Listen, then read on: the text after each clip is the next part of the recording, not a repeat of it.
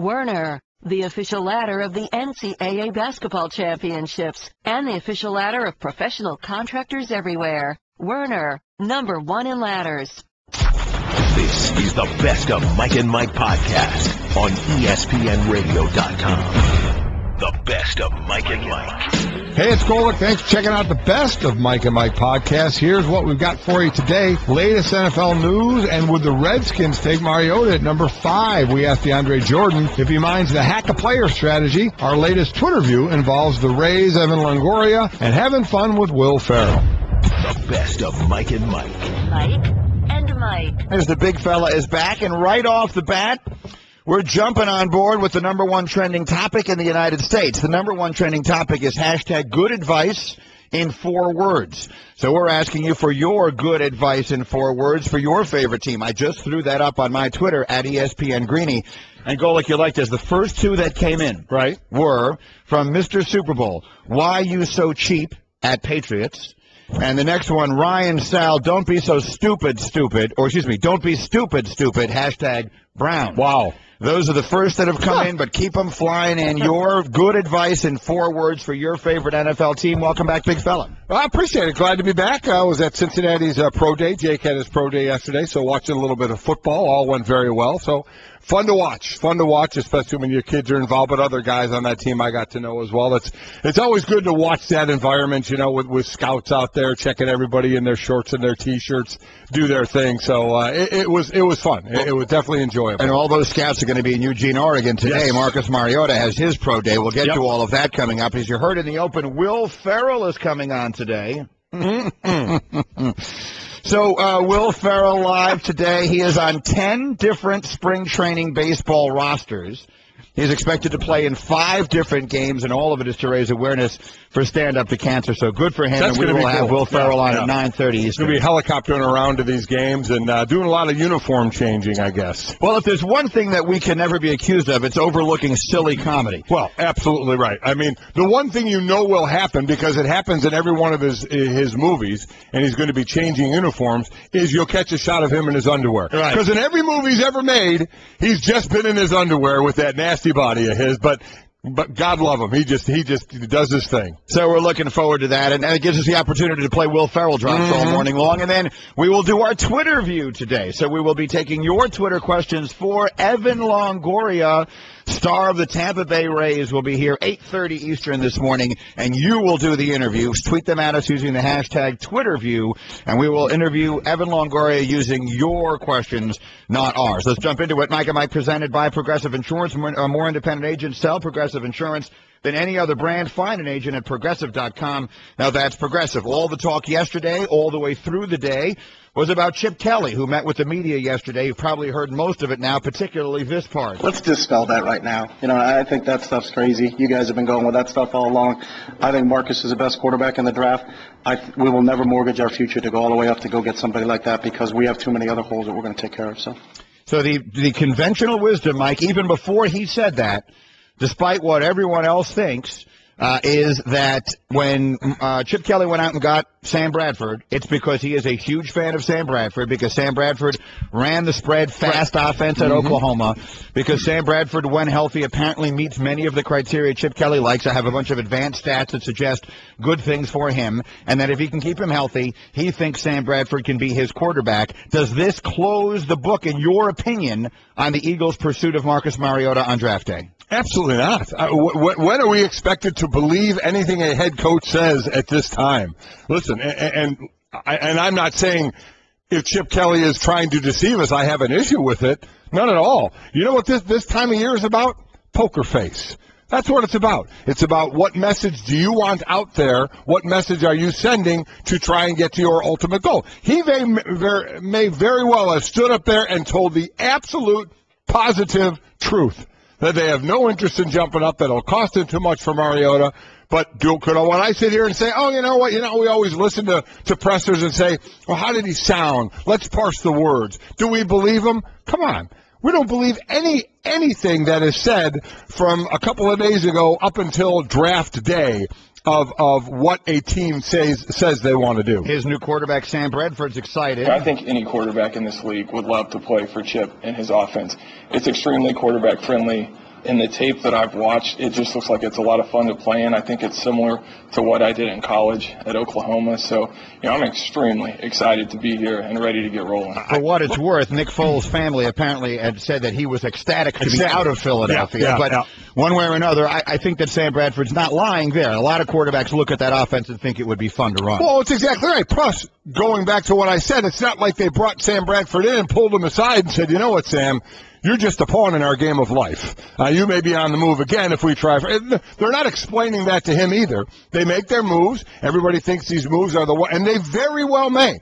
When the first week opens up in the season, it could be Sam Bradford at quarterback. Could be Mark Sanchez at quarterback. We don't know, and it's still, I think, do I think they're going to go up and trade for Mariota? I probably doubt it.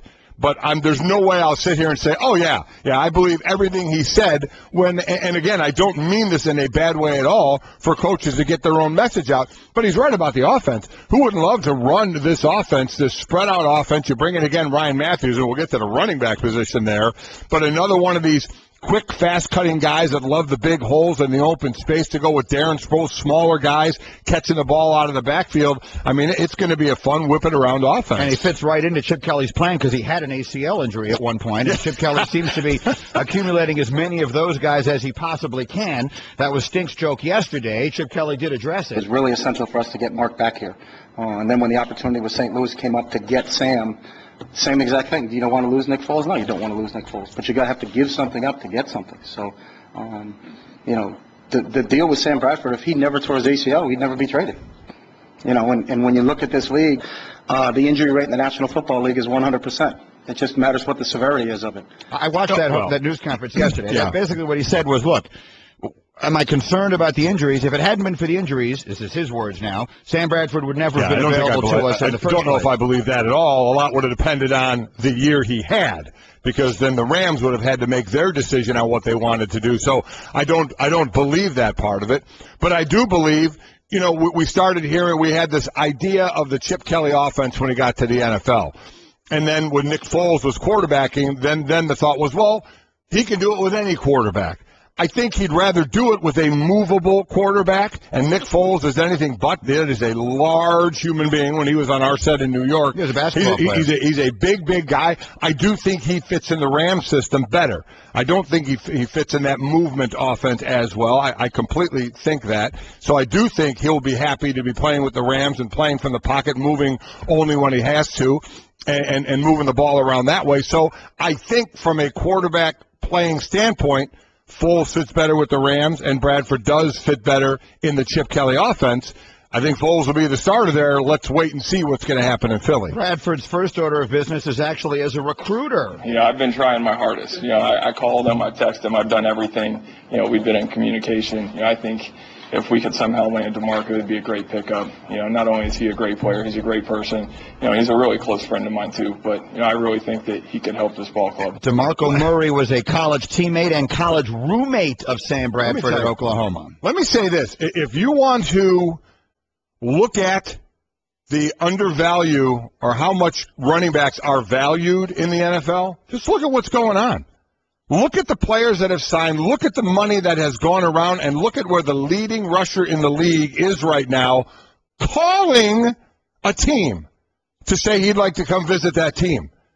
I mean, I gotta admit, I don't know if that's the smartest move in the world to get all the money you want, because the team can just say, you called us. Well, it might be the smartest move in the world to get the money you want from Dallas, which is to say it might be the best way to get the Cowboys to come up in their offer is to at least give the impression, and again, he's taking a visit to the Eagles today, that he might go to their arch rival. What's the impression? He called the Eagles to try and get a visit there. I don't know if that's such a great impression. I'll be honest with you, I think that's more in the corner of the Dallas Cowboys in saying that you're calling to go visit, because we heard about him in Jacksonville and the possibility of other teams, but no other offer. And I had still said I think the most guaranteed money is where he's going to go. It turns out it looks like the Cowboys may have played this very smart and said, go get an offer.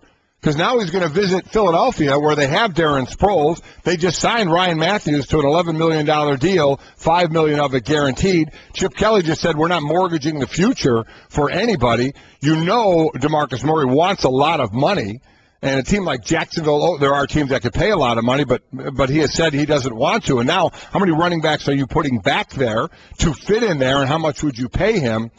So, to me, this speaks again a lot about where we are with the running backs. This was the number one, and I think a lot of people may think that the offensive line had a lot to do with it.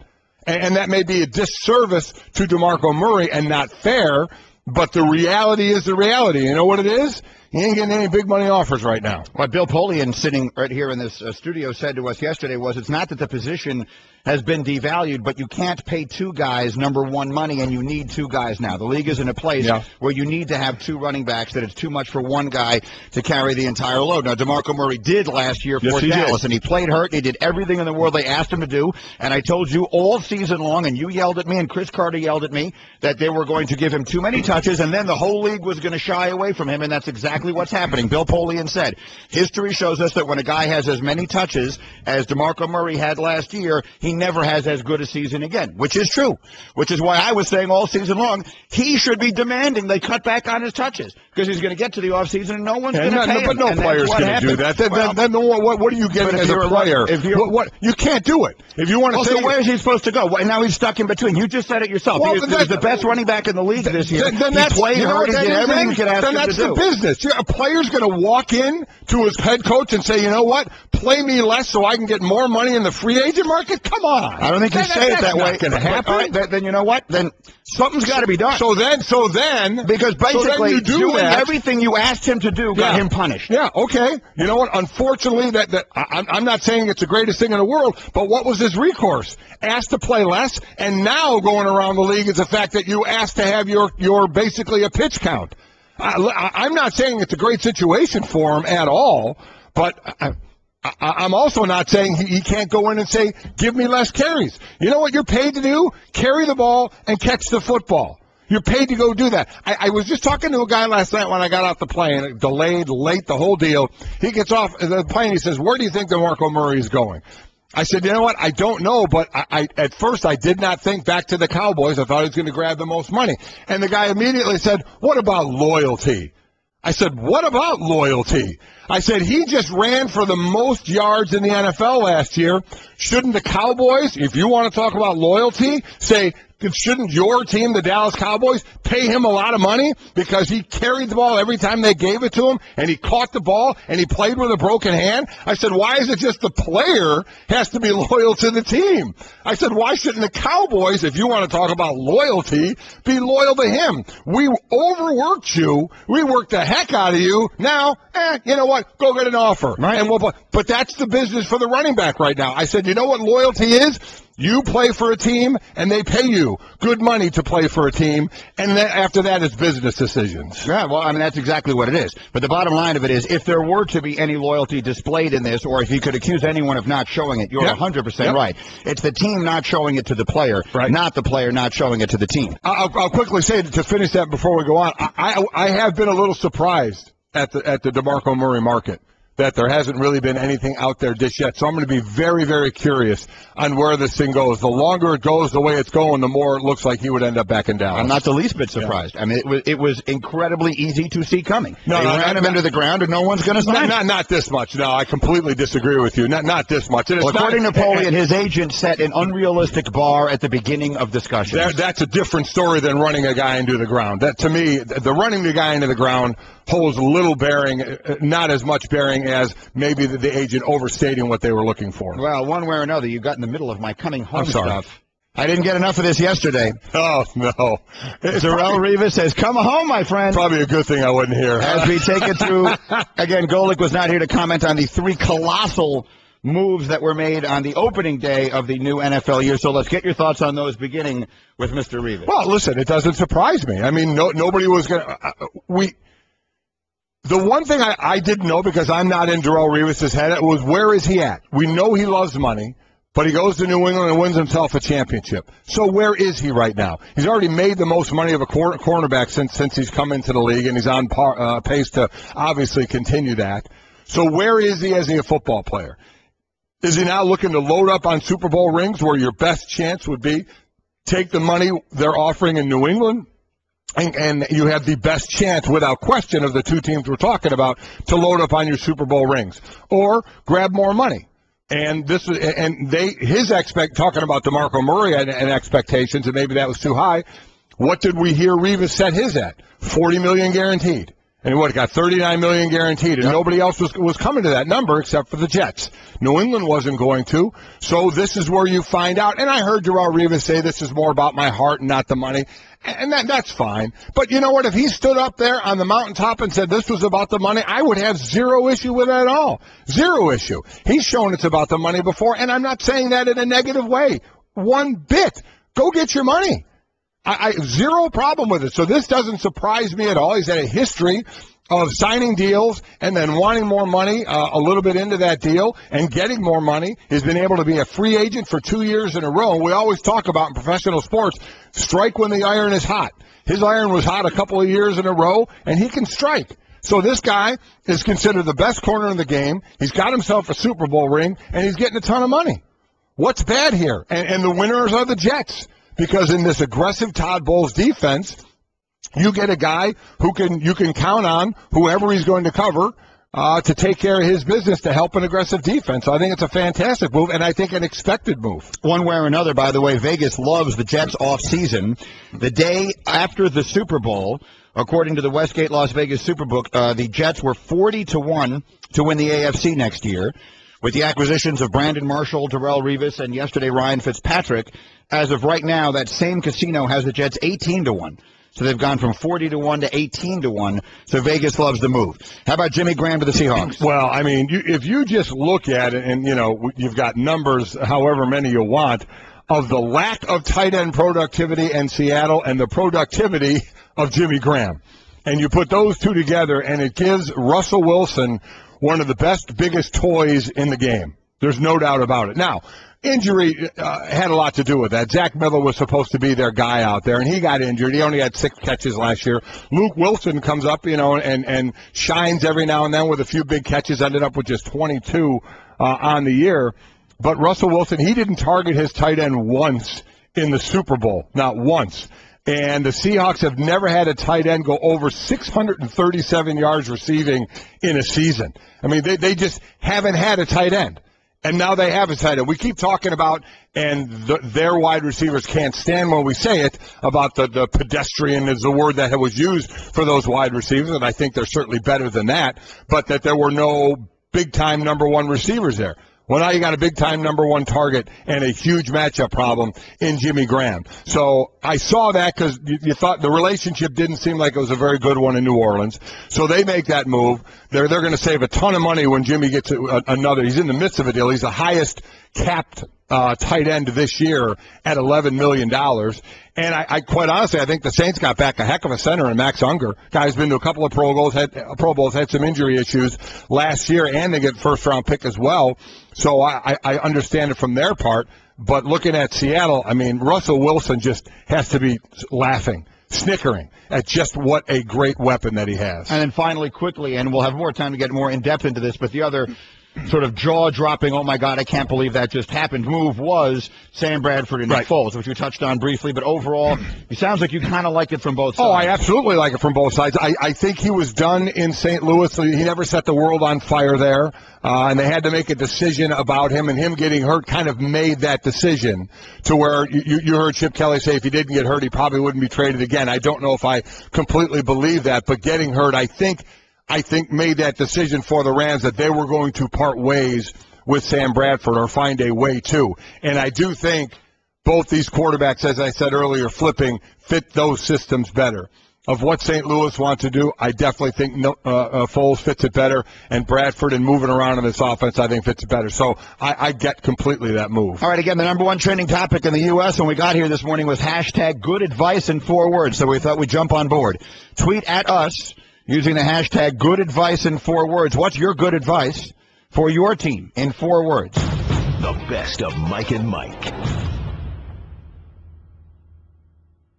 Geico presents Strange Savings Stories. Astronomers detected an interstellar transmission. It stated, Geico, 15 minutes could save you 15% or more. The implications were staggering. Was the cosmos telling us we could all save hundreds on car insurance with Geico? Or did their radar merely pick up a signal from the nearby Rufus and Clyde's morning show? We may never know. Geico. 15 minutes could save you 15% or more on car insurance. Mike and Mike. Will Ferrell live today on Mike and Mike. We love doing that. I love having funny people on the show. He's on 10 different spring training rosters today. He's expected to play in 5 different games. By the way, if you missed our 15th anniversary show last week, you can check out the Mike and Mike page on ESPNradio.com. There's a ton of behind-the-scenes pictures and videos and a lot of great fun moments that we had together on that day. We've got the 4 words. Again, we're just jumping on what was the #1 trending topic in America. Good advice in 4 words. Asking you for yours for your team. And let's see what people are saying here. Chad tweets at us, we don't need Breeze. # Buccaneers. Let me ask you this, Mike. Right now, if I gave you the choice of having Drew Brees at age 36 or Jameis Winston at age 22 or whatever I think you'd rather, the position the Bucs are in, I think you'd rather take Winston and start from there and build up as for a guy starting his career, not a guy ending his career. Especially when Brees has almost $54 million in cap hit over the next 2 seasons. Boston fan 137 tweets, get a QB now. # Tennessee Titans. Yep, that's listen, Locker again was a free agent, but he's retiring, so he wasn't going back there. Zach Mettenberger, I know they like him. They got him later in the draft. I do know they like him, big kid, and one of the reasons he was taken later is because he got hurt his last year at LSU and missed a lot of time and was coming back from that. So I do think they like him, but do they like him enough to not take Mariota if they think Mariota is the franchise quarterback? Listen, as we've always said, if you think someone is a franchise, decade-long quarterback, you're going to take him because that's what this league can be built around if you can find a guy like that. But that's what you have to believe in. All right, in just about 2 minutes, you will hear a guy with outstanding insight, really, frankly, insight that none of the rest of us could have into one of the biggest stars in the National Football League, describe what's probably going on in his mind right now. We'll do that in just a moment. But first, I just wanted to very quickly make mention of something that happened yesterday. My wife Stacy and I have our own little 2-person book club. We just read books together. Yes, you do. And she downloads hers, and I still buy books. I will buy until they stop making books. You read on your computer. I download on my iPad. On the iPad. I download. Yes. I'm a dinosaur. I will continue to buy books. I like books. So we're going to read this, The Girl on the Train book. Have you read about this? It's like a thriller, whatever. It's the #1 book on the Times bestseller. Let me know when it becomes a movie because like you have a book club in our household, we have a movie club. A movie club. Yeah. So anyway, I walk into, there's a Barnes & Noble near my house, and I walk in last night just with the intention of buying that book. I'm just kind of running a bunch of errands. You know, one of those days where you kind of like 9 things to do. And I walk in the door, and bam, I had totally forgotten that this was coming out this week. I wasn't expecting it. And I walk right into Stuart Scott's book, which was released on Tuesday. It's called Every Day I Fight. There was a huge display. I wound up having to go back, ultimately, after I bought Stuart's book, right? Because I forgot to buy the book I wanted to buy, so I had to go up and pay twice because I bought them separately. But I bought Stuart's book, and I read it, almost all of it, last night. And they did a beautiful job. An absolutely beautiful job. If you are a fan of Stuart Scott, if you are interested in him, I'd say it's about something in the neighborhood of 50-50 on his life and covering sports and all that kind of stuff, and then on his battle with cancer that he waged so bravely for 8 incredibly public, and when you read the book, you will learn, very difficult years. And so I brought it in today. It's sitting here on the set. You can see it, but it's available everywhere now. And I wound up tweeting some things about it, and his daughters, which I also didn't know, his daughters have a Twitter handle now where they are corresponding with people, and they respond. I see them. I'm following it now. It's Tay and Sid on Twitter, TAE and SYD. His daughters are Taylor and Sydney. And they are writing back to people and just having conversations about their dad, and they say that it's been cathartic for them.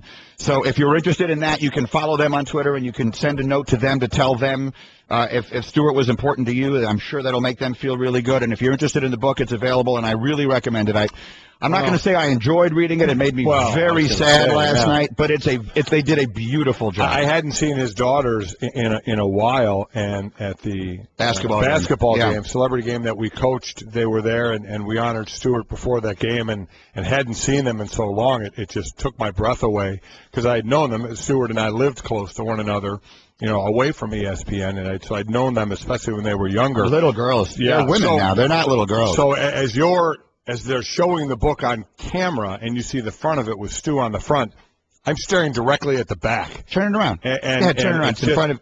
It's got a picture of him with his daughter, and it's him with his daughters.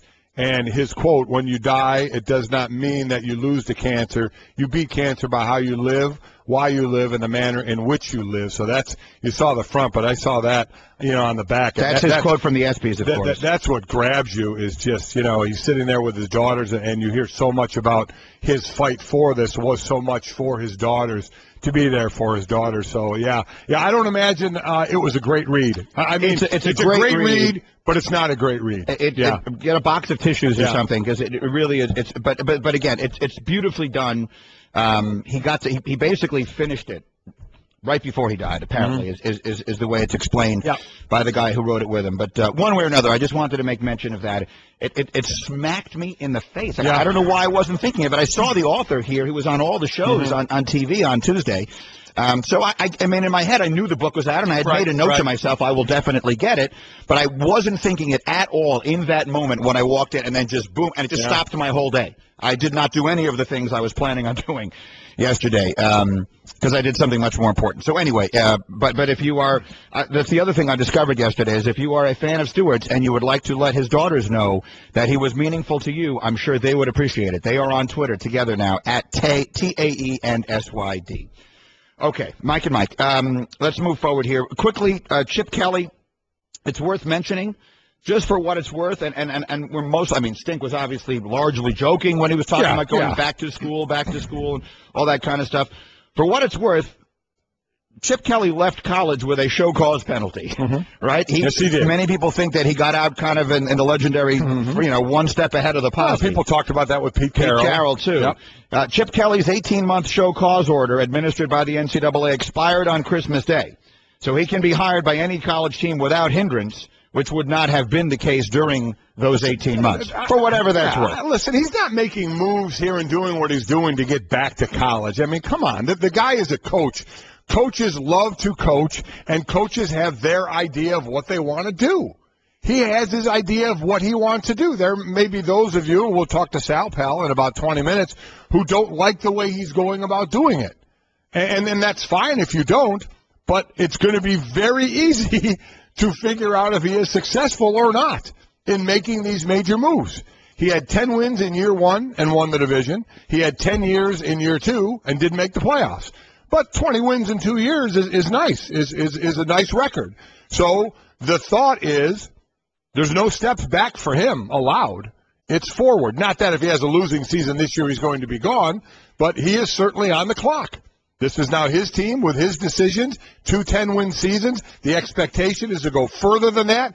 Here you go, Chip. It's your team. Okay, I'm bringing in my guys. I'm making some bold moves. Well, the only way to show for it is to win more games. That's it. So this is all going to be very easily laid out, and we're going to tell whether this was successful or not. So we'll have Sal Palantonio again live in 20 minutes with us here on Mike and Mike, and we'll get his perspective from there in Philadelphia. Okay, John Clayton, by now most of you have heard this, is basically reporting. He said it so definitively. In fact, I think I have it. About yes, this was from it was from 2 days ago. I played this briefly yesterday, but I have the audio. This was John Clayton basically talking about the Eagles going up and getting Mariota, saying there's no way in the world they'll do it, and here's why. Rex did a great job. Wrong one. I'm sorry. This was the Clayton. They're not getting him. It's even more impossible now that they gave away a second-round pick in 216 because they're losing all the pieces they can to try to move up in a trade. I mean, to get up in a trade like that, you need ones and twos, and they just gave away a 2 as a part of this deal to get Sam Bradford. So now they're even further away from getting Marcus Mariota. And honestly, He's not going to fall to the Jets at 6. I'll tell you this right now. Okay. The Redskins will take him at 5. Dan Snyder may not think there's quarterback issues. Jay Gruden and everybody else in the front office think there's quarterback issues. And if Marcus Mariota falls to 5, now it's not a position where they're desperate enough to trade up to get him, but if he falls to 5, I'm telling you this right now, they'll take him. That was a very definitive statement from John Clayton. If he falls to 5, Washington will take him. Hold on. They've got Robert Griffin III there. So let's put our new teammate, Ryan Clark, at the mics. Because Ryan Clark was on First Take yesterday. Where did he play last year? He played in Washington. So no one has more insight into what's going on in that locker room with Robert Griffin right now and the rest of that group.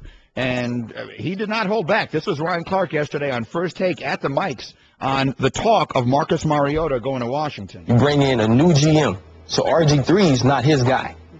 So he wants to come in and build the team the way he wants to build it. And also Jay Gruden, as you saw from last year, the media reports where he would say RG3 took a 5-step drop when he was supposed to take 3, or he looked the wrong way this many times in the game. He showed the world that it wasn't his guy. Comes out early in the offseason and says, you know what, Robert Griffin III is our starting quarterback. And I think that was to kind of try to show there's no issues in-house. But there clearly is. He's not his guy. They want to go in a different direction. And to hear this early, though, at number 5, if Marcus Mariota is there, has to be disheartening to RG3. And even if they don't draft Marcus Mariota, it creates a problem in the locker room and in that building. Disheartening problem. Let me play you one more, and then we'll get your thoughts. When you give up what you gave to get an RG3 at a number 2 pick, you make things work for him. You don't make him change his game to fit what you want to do. And I think that's where Jay Gruden went wrong last year. That's Ryan Clark, who, again, was on Washington last year. At the mics, brought to you by Exxon and Mobil. Win $1,000 in free gas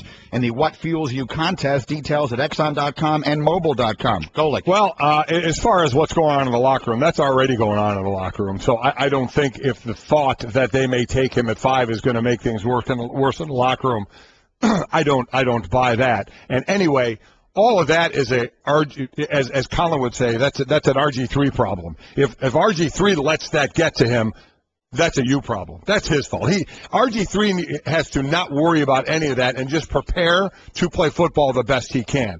Because that's all we would be talking about. We're talking about any rift in the locker room. It would be all how RG3 takes it, the fact that he is supposed to be the starting quarterback and they're thinking of drafting a guy. Now, here's why, to me, they won't draft him. A couple of reasons. Number one is I don't care that they got a new GM.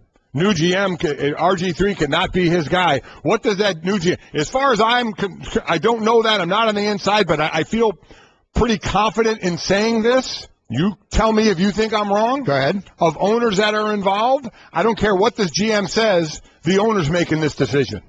Would you agree with that or not? The owner is, to me, I'll just give you my opinion then. They have to sell the... Are you saying the owner is making the decision that Robert Griffin is going to be your quarterback no matter what you think? Yes. To the coach? Yes. Or then I'll go this way from a football side of it. Basically, you're taking RG3. Mariota's the same quarterback, right? Playing on the move. You tell me. Is he the same quarterback? Playing on the move. Now, he's both. We talk about the sprinter that RG3 is and the athlete that he is. We talk about the athlete that Mariota is and the speed that he has. They both play better from outside the pocket. They both have trouble with their progressions. They both have to work on throwing from the pocket. So you're essentially explaining the same quarterback. So are you gonna say, well, but this one's better? And maybe Mariota might be. But you're not getting a different style of quarterback. So you're taking that chance again of just what Ryan Clark said is that was if he felt that was Jay Gruden's issue of changing the way RG3 played. Okay, so does that mean, do we think Jay Gruden is sitting in his office saying, yeah, that was a mistake, let's draft Mariota and then I'll base everything on what Mariota can do? I don't think that's happening either. So I think you're essentially getting the same type of quarterback of one you've seen go through injuries, and I think you have an owner who was all behind RG3. And what have I said as you go up the ladder? The ego. And I'm not saying this in a bad way, but it's there. For that now, Daniel Snyder would have to say, I failed on RG3. We gave up the house for RG3, and I failed with that. I don't think he's ready to say that. Well, look, at this point, I don't know that I can tell you what Daniel Snyder is or isn't willing to do from his chair as the owner. I agree. All I'm doing is giving my opinion. No, and there certainly is there is documented evidence that at least suggests he has done that in the past. But I think at this point, if you don't let the coach pick the quarterback, especially after he's been there for a year and had every opportunity. I know RG3 got hurt last year, but I mean, if the coach is basically telling you, look, I'm the coach of your football team. You hired me to be the coach of the football team, and I'm telling you right now, if you want to win, this isn't the guy to be playing our most important position, and you're the owner, and you disregard that, and you say, well, tough. I gave up a lot to get this guy, and it'll make me look bad, so keep him there? It wouldn't shock me one bit. Well, I don't know. I mean, if you're the coach... Look, I'm not saying it's the greatest thing in the world to do. That would be a terrible thing to do. I'm not saying it's the greatest thing in the world to do, but I'm telling you the egos may win that one out. And then I'm going to tell you again, what's the... And we'll bring football guys, though. I'm a football guy. Right. They're the same type of quarterback. They're the same type of quarterback. They're the same. They're not the same quarterback. I get it. And just because there's the same type doesn't mean one can be way better than the other. I give you that. But they basically are the same type of quarterback. So if Jay Gruden, as Ryan Clark said, wasn't willing to play to his strengths, then that means Jay Gruden would have to learn and say, okay, we're going to take Mariota. I'm going to play to his strengths. Well, if you were going to do it for Mariota, why don't you just say, I'll do it for RG3 and play to his strengths? Because maybe you don't think he's that good. It's not a question of the system as much as it is a question of him. And look, I think it has to be said. Every interaction I've had with Robert Griffin III, which have been extraordinarily few, I've always enjoyed him, and he seems like a very nice young man. But there are a lot of people who think that he's much more concerned about his brand, or at least too concerned about his brand, and a little bit less about some of the other things. Whereas we hear about Marcus Mariota, he's the most humble guy in the world, he's this, that, and the other. So maybe there's some of that in this as well. I don't know. I'm not there on a daily basis, so I have no way of having insight into that. But that's certainly one of the things that seems to have come out of that locker room so many times. I agree with that. It cannot be ignored. I do agree with that. I do agree with that. Look, I don't think it's going to happen. I think every team at the top of the draft is going to want to get the information out there. We're going to take the quarterback if he falls to us, because you want someone to come up and take him from you if you really don't mean it. At the end of the day, especially now with Locker retiring, not that he was going to be their future, I just think Tennessee's going to take him, and that's going to be the end of it. If Tennessee thinks he's a franchise quarterback, I would agree. They're going to take him. One of the first emails I got, Golick is an idiot. I think that's all. It didn't even have that. Oh, it didn't even have a reason why. Is that from at Greeny? You know what? It did. I thought you were using an alias of Tom. But he said, Marcus is not the same player as RG3. It just shows you've never watched Marcus. I could be more wrong. I've watched a ton of him. They're two quarterbacks whose negative is throwing from the pocket, whose negative is progression of reads, and whose positives are their athletic ability and getting out of the pocket and making things happen. Well, would it be fair to ask you? We don't know Mariota can't do that. We just know he's never been asked to do it. That's exactly right. But with Griffin, the impression we have is that Shanahan wanted him to do it, and Gruden wanted him to do it, and the suggestion on their behalf is that he hasn't been able to do it, and we don't know that Mariota can do it. Right, we don't. My point is, watch them in college. They were the same, basically, type of quarterback. Which one do you think was graded higher? Take that off the screen real quick so Gold doesn't see it. Which one do you think was graded higher? RG3. RG3 is correct. Entering the 2012 NFL Draft, Scouts Inc. graded him as a 97. Yeah. Mariota's current grade is a 93. And then another one of these guys that you can't just look at the numbers, because remember Johnny Manziel? His trouble is the pocket. Look at his completion percentage from the pocket. Mariota's is huge. RG3 was the same way. Yeah. So it's like people. That's why you can't follow the numbers. You have to actually watch what they're doing, who they're throwing to. Is it the first read? How open are they? What windows are they throwing into? There's a lot to look at, and these two players are played kind of the same way with their abilities. Let's go back to the beginning of the discussion, though, and Ryan Clark suggesting that just the notion that Washington is really seriously interested in taking a quarterback number 5, which basically means he's going to be your quarterback. Right. That would have an impact on him. You're suggesting it shouldn't? On RG3? Yes. That's an RG3 issue. RG3 is in his situation, A, some his fault, B, some not his fault. Injuries are going to happen. Right. Now, if you want to say some of the injuries are his fault because he doesn't know how to fall or get out of bounds, okay. But injuries are injuries. Rarely, I'm not going to say you're a bad player because you get hurt. That's not fair. Right. So we're not going to say that. But he's struggled. And he's had issues with coaches, and it seems in the locker room. So there's the personality part, but there's the on-field part. And that's the part that he really needs to work on. And if I were he, and this is what we do, is all we can do sitting in our chair is passing out, our opinion and or advice, is to shut it all out. And just the best way RG3 can shut everybody up about that criticize him is be a better quarterback, is to play better as a quarterback. That means work on everything. Everything from where you have the ball to your drops, to your feet, to your throws, to your progressions. Work on everything. Where the offseason when you can work on it. Get in the film room and look at forget what you did right. Look at what you did wrong. Mm-hmm. Obviously, you're going to look at what you did right and try and keep doing that. But how you learn is from your mistakes. Look at what you did wrong. That's what he needs to control. Anything other than that this will affect him, that'll affect him, I don't want to hear. Because if it does, that's your own fault for letting it affect you. Control what you can control.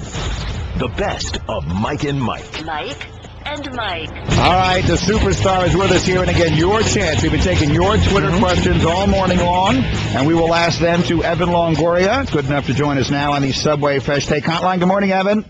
Good morning, guys. Thanks for having me on. Well, it is our pleasure. Yeah, I appreciate you doing this again for some on-field questions and the fun off-field questions. Yeah, absolutely. We'll get to those in a second. But before we do that, as you're probably aware, Will Ferrell, the hilarious actor, is scheduled to play in 5 different spring training games today. He's on the roster of 10 different teams. He's doing it to raise awareness for Stand Up to Cancer, which is terrific. But do you have any advice for Will Ferrell, who is a comedian and an athletic guy, but certainly not a baseball player, for him as he tries to play every position on the diamond today? I would say the only piece of advice that I have for him is it's the only real piece of advice that I try to live by when I go out on the field every day, and that's to just try not to embarrass myself. So it's the game is tough enough as it is, so I'm sure he's going to go out and have fun and probably embarrass himself. That's probably the goal for him. So maybe I would just say that the opposite of that. Well, he's going to be in your world, but a couple of years ago, I believe you were in his world when you interviewed the whole crew from Anchorman 2. So how was that, getting involved with those comedians? It was actually really fun, man. They were really welcoming and gracious with their time. The whole scene was pretty crazy because there was so many. It was like a media day for everybody, so they had like a ton of other outlets there, and they were kind of trying to usher everybody in and out really quickly, and they actually let me hang out for a little bit longer and ask a couple more questions, and a few of them are really big baseball fans, so it was fun to kind of get to talk with them outside of the questions that I had, and also very funny. I mean, the content, the edited content didn't really do justice what all of the stuff that we ended up getting. All right, I'd like to see the original tape. Mike and Mike, let's get to the Twitter view. Again, we've been taking Twitter questions for you all morning long, and here we go. From Sydney Sapaglia, what is your best non-baseball way to spend your time during spring training? With my family, man. I have a new 4-month-old son and a 2-year-old daughter. So when I'm not on the field, I like to try and go back home and spend that time with them. Oh, congratulations! How's the sleeping situation? 4 months. How's the sleeping situation right now? Man, I gotta say thanks to my wonderful fiance. They're back in St. Pete. I'm in Port Charlotte, so I'm sleeping okay, and she's struggling there. So I feel terrible, but I guess I gotta. She says I gotta bring home the bacon, so I gotta work, and she gets stuck with the bad sleep nights. I'm with you there. My first kid was born at the beginning of a football season, and it's amazing how many times I had to go early to the locker room to get a little extra sleep. This one from Tommy on the field. He wants to know, who's the toughest pitcher you ever had to face? Man, they just get better and better every year. I would say for me, the guy that probably had the best numbers against me, I think, was Andy Pettit, especially early on in my career. And probably the least fun to face is, I don't know, Yu Darvish. Scherzer, a couple of them. Yeah, and unfortunately, Darvish getting a second opinion, but maybe it's a shame. Having to go face the Tommy John. Mike and Mike, Evan Longoria, the Twitter view. This one is from Sack King's Cowbell. Who was your baseball idol growing up? Ken Griffey Jr. I grew up, in Los Angeles, and so I don't know, for whatever reason, I didn't see a whole lot of Seattle Mariners games growing up, but I love the kid. This from Jason. What's the best prank anyone played on you in the clubhouse or in the dugout? Oh, man. That could be said on air. Yeah. We'll keep it family friendly. Yeah, I mean, I guess it's pretty family friendly. Yeah, it's not very family friendly, but let's just say I ended up with an animal head in my locker, and it didn't smell too great. So it was rough, and I actually didn't even do the initial prank that I got the retaliation for. So, but I was a rookie, or I was actually second year guy, so it was early on. That's quite a welcome. Mike and Mike, Evan Longoria. Here's a more serious one. Kerry, what can Major League Baseball do to bring the attendance? Attendance has been shrinking since its height in 2007. Obviously, everyone is aware that in Tampa there's a long-standing trouble with attendance. So what can baseball do to help bring more fans to the ballpark? I don't know. I feel like there's a disproportionate relationship between the revenue that baseball is bringing in and the actual attendance, because I feel like the game of baseball is continuing to grow. The popularity of the sport is growing both nationally and internationally, and so I don't know. I think some of the things that may help. I mean, I know that the Rays do this already. They allow people to bring their own food and park for free, and some of those things I think could definitely help other clubs maybe bring more people to the park. And I think the most important thing is continuing to reach out to the youth of America, and the world, really, because I mean the game is obviously continued. The tradition is continued by the kids. So, just keeping them involved and trying to get them to want to come out to the ballpark and watch baseball games, I think, is very important. By the way, the Rays home opener April 6th, hosting Baltimore. Yeah, again, this is Evan Longoria doing our Twitter view. This from Jared. Obviously, you spent some years with Joe Madden, no longer there, now with the Cubs. What was one of the craziest things Joe did as manager in Tampa? I think just implementing the theme trips. In the beginning, we all really didn't know what to think of them, and then I think over time they kind of just caught on, and guys really embraced them and really went to some pretty incredible lengths to get their costumes or their wardrobe together. So it was always fun to see over the years what guys would come up with when we had one of those theme trips. What would be a theme, just for people that may not know, what would be a theme trip that you took? For every year we'd go to Miami, we'd wear all white. So, it would be kind of like a Miami Vice type theme. And, we had one of the trips we went to Seattle, and we had like a grunge theme. So guys were wearing like cut off jean vests and, just hold, corduroy pants and Birkenstocks. And I mean, we had a tuxedo trip. We've had pajama trip. We had all kinds of different, wear your favorite hat trip. I mean, there was an infinite number of possibilities, and so it was fun to see guys go out and actually, get costumes or props for these things. He's a character, Joe Madden. We love him. Adults playing the kids' game, huh? Absolutely. And it was a lot of fun. Evan, you're a good sport. Thanks a million for being a part of this with us today. We appreciate it. Good luck as your season gets started.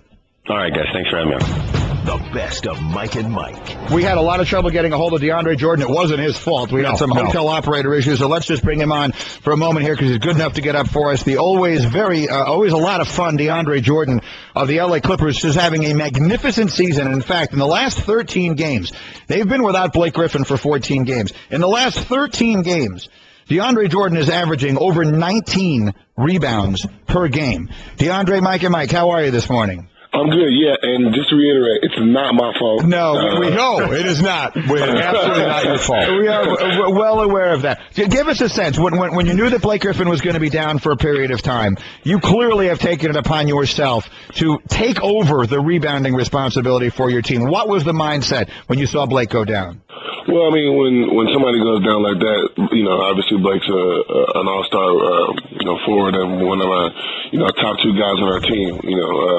I just knew that, especially with him being a big, I had to step it up even more inside the paint for our team and just try to be as dominant as possible. But it's not only me. A lot of the guys are stepping up and being big for our team right now. So when Blake comes back, how does that change what's going on with you on the court right now? I don't think it changes anything. Obviously Blake is going to come in and play his game, but I feel like we've gotten so much better with learning to play without Blake. Whenever he does come back, I feel like we'll be so much stronger, especially our second unit.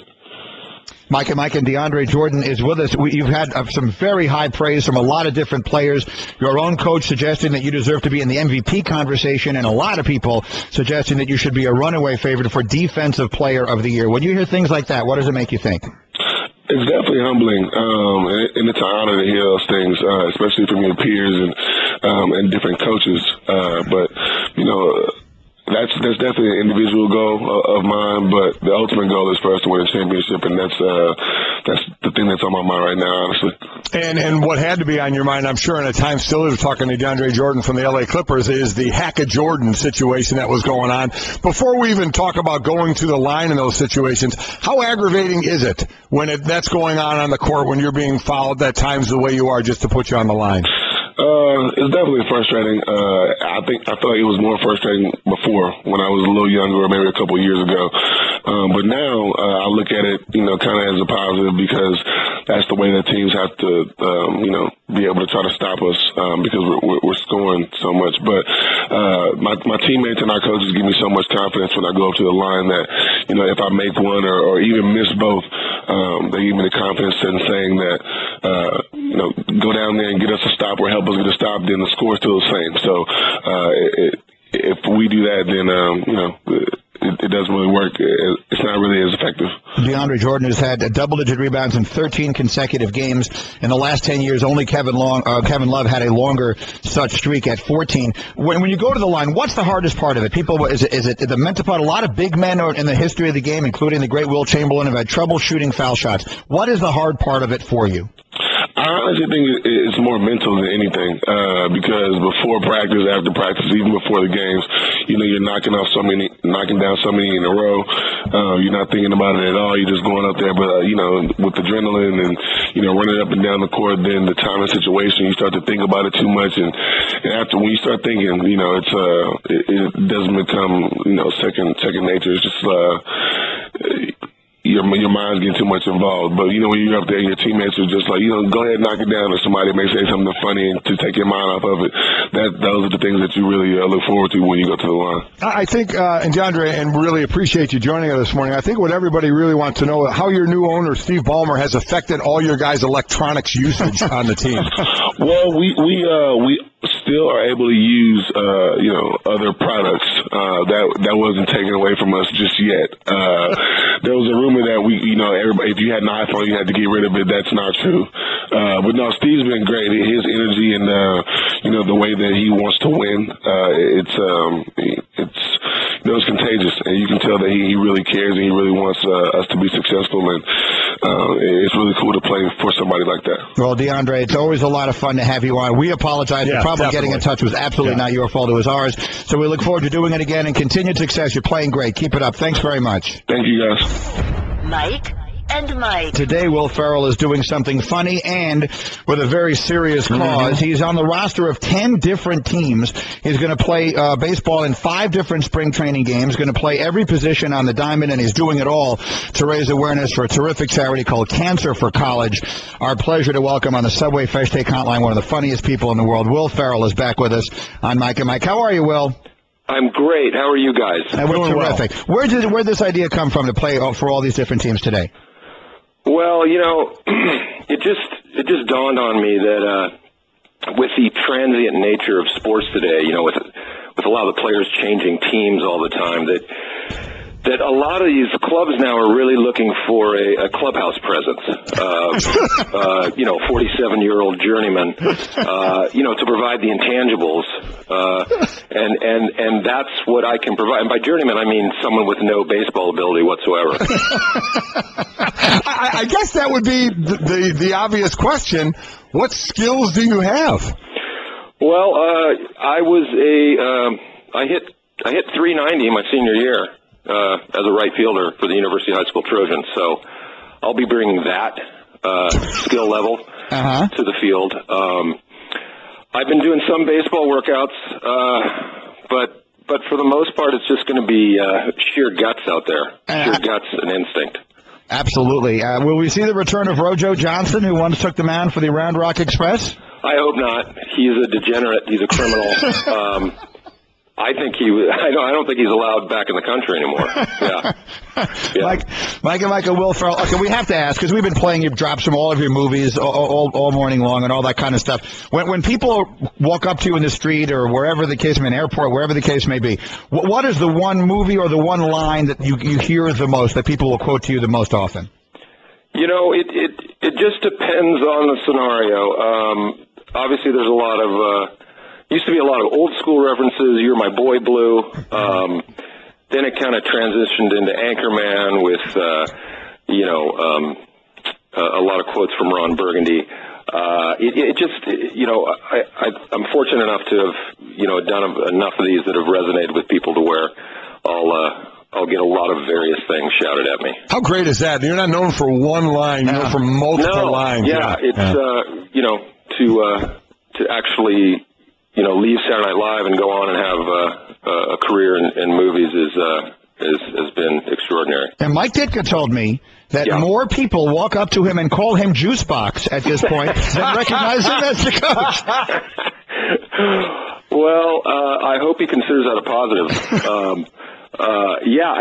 That's kind of one of the great things. A lot of these films I've done have been sports related, so it's I'm obviously a fan of so many different sports, and to get to kind of integrate the two is perfect. It's fits like small trucks. If you, and I love asking this of entertainers, if you weren't that and wanted to be a sports star in one sport, what would it be?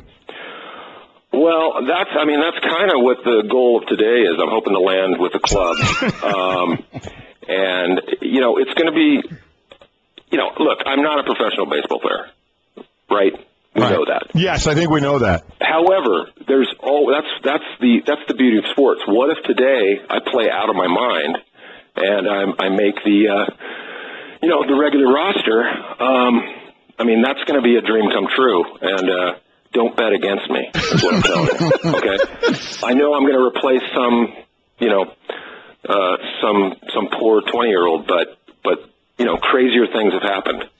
None that jump immediately to mind, but we'll see. Mike and the great Will Ferrell. We have to ask, because it was so great when all of you got back together again for the 40th anniversary of Saturday Night Live just a few weeks ago. Yeah. And in particular, when you guys did the Jeopardy sketch, which is with you as Alex Trebek, which is so fabulous. What was that experience like, just getting back there and being together with so many people? It was very surreal to just kind of have everyone kind of coming back. It was just a great homecoming, and that was kind of one of the more special moments. Was actually, believe it or not, in rehearsals while we did Jeopardy, and Alec Baldwin actually had to leave. He rehearsed with us once, and Tom Hanks is just sitting there watching rehearsal just because he wanted to hang out and watch rehearsal. So he jumps in and fills in for Alec, and it was it just kind of great to kind of all be there and catch up with each other, and then to look at the history of how many people have come through that place and all the things that you kind of you remember and then you've forgotten and re-remember. it really is kind of obviously a comedy institution. It was absolutely fantastic to watch. It really, really was. So the one question that I wanted to ask you, and Greeny asked about the line thing, for me, it's a little different. Is it by your want in every movie, or by who's ever doing the movie wanting you in every movie that you have to have a scene where you're just in your underwear? Well, I think, look, I have the physique that a lot of people, kind of dream about having. And I think it's my obligation to kind of share that with the world. I think it's made the world a better place. I mean, would you argue with me on that? No, not at all. Yeah. No. So it's really, it's not even about being funny. It's just a public service. And one last thing I have to ask you, we played it earlier this morning, the cowbell sketch from Saturday Night Live. It's one of the most famous sketches of all time, and it's so unique. Where did the idea for that come from? Now, that's another thing that's ruined Christopher Walken's career. Right. Yeah. One of the most esteemed actors who now walks the streets of New York, and people just yell more cowbell. That was just, I just always loved the song "Don't Fear the Reaper" by Blue Oyster Cult, and if you listen to that song, you'll hear a faint cowbell. Mm-hmm. And I would always listen to that song, wondering what is that guy's life like. And that was the genesis of the sketch. And now how it made it on the air, I have no idea, but it did, and now it's oddly enough played in stadiums throughout America. That's phenomenal. Again, Will Ferrell is going to play in five different games today, play all the different positions on the diamond, and he's playing for Cancer for College. Those may remember the drum-off you did with Chad Smith from the Red Hot Chili Peppers. The debate was who was copying who, because you guys look so alike, and then then you were doing that for Cancer for College there as well. What is the charity? It's a charity started 20 years ago by my good friend Craig Pollard, who I met sophomore year at USC. And we give college scholarships to cancer survivors, and we've given over 2,000 scholarships over the years, totaling close to $2 million. And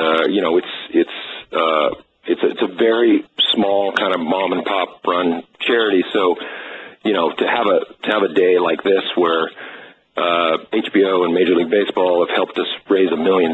It will be that's gonna fund a lot of scholarships. So it's a huge day for us. No, that's terrific. Again, cancerforcollege.org is where you can see all the information about the charity. Will, we're just huge fans. Thanks a million for the time today. Enjoy the day. Good luck with the new movie with Kevin Hart. Maybe we'll talk around that time, and we'll see you again soon. Thanks very much.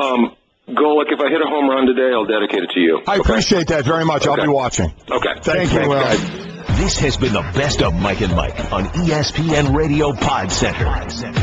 To hear more from Mike and Mike, log on to ESPNradio.com and become an ESPN Radio Insider.